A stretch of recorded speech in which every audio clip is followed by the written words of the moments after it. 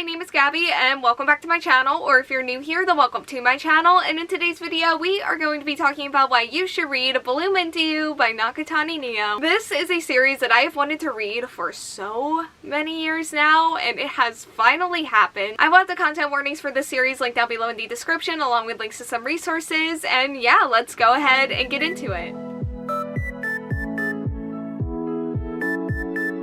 Bloom Into You follows our main character Yu, who is a big fan of shoujo manga and has always dreamed of the day where she would receive a confession of her own. However, when that day comes from one of her male classmates, she ends up feeling nothing and she enters high school still unsure of how to respond to this person. But she gets inspired when she sees a member of the student council turn down her own suitor, so she goes to ask her for advice. Our main character's romance may have finally begun, however, when the next confession that she receives comes from that student council member herself.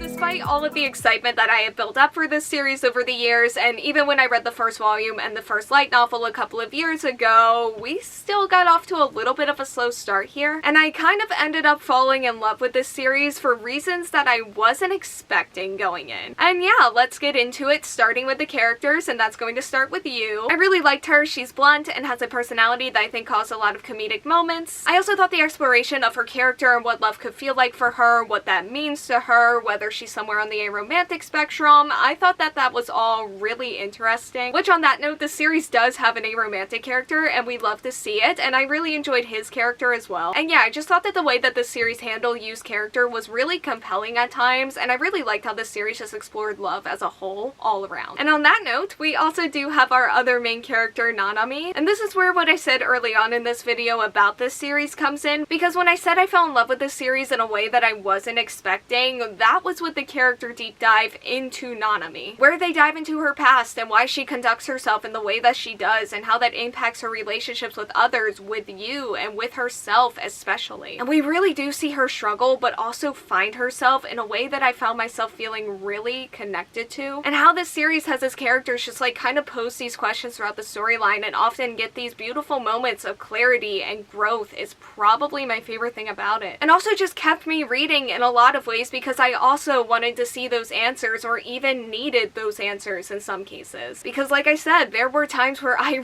really related and connected to the things in here, and it was like I also personally got that moment of clarity that I needed, and I am probably going to hold on to that forever, or at least I hope I will. And I am forever grateful to this series for that. Like, I cannot express that enough. And yeah, that is probably what I'm going to end up taking away most from this series, and I do have a lot of emotions tied into this series in that sense. But other than those two characters, we also do have Sayaka, who is actually the first character that I ever met in this series because I read the first volume of her light novel spin-off before I ever even touched the main series. And I really loved her in that light novel, and I really loved her here as well. And I don't know how much of that comes from the light novel versus like this actual series, but like, it's still her. She still has a personality that I gelled with back then, and I just really enjoyed getting to see her again. And I feel like sometimes in romance series, the role that she plays in here is often handled in a much more annoying way, but I was never annoyed by her, which was a relief. And it was also just an interesting experience going into volume 1 and just feeling like I already knew one of the side characters. And let's go ahead and talk about the romance. It was a messy, complex start and just kind of overall ride where we get to see them form this arrangement of sorts with one another, and it quickly gets complicated by feelings, which also gets complicated by the characters' own internal things that they're struggling with and or trying to work through and just sort out. And I will say again, just like with the series as a whole, the romance did get off to a little bit of a slow start for me in terms of how much I was shipping them. But by the end of this series, I was there and having all of the feelings that I needed to when it counted the most in those later volumes. And I also do, of course, want to give a shout out to just all the sapphic couples and characters in this series, and again, also our aromantic character. As for the art style, I really like this as well, and I feel like this series does a really good job of capturing settings specifically. Like, there were places that I was so excited for them to go to because of the art style, especially anything that like